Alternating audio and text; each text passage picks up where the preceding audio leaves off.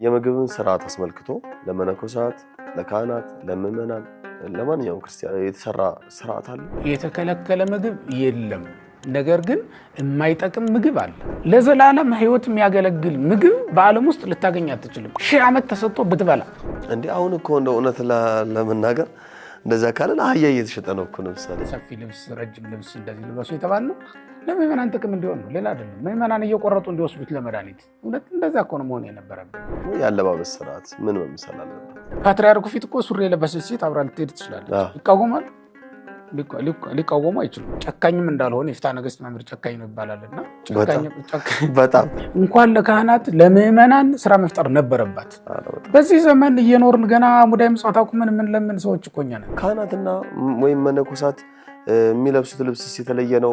በሲቪልስ መሄድ መንቀሳቀስ እንደዚህ የሚቻልበት ሁኔታ ነው። በግድየለሽነት አናድርገው ለማለት ነው እንጂ ራቁቱን የሆነ ሰው እናቆርባለን። እኛ በዝሙት የሚተዳደሩ የኛ ልጆች ናቸው። ራቁት ወደው አይደለም፣ ዝሙቱን ፈልገውት እኮ አይደለም፣ አጥተው ነው። በቃ ቸግሯቸው ነው።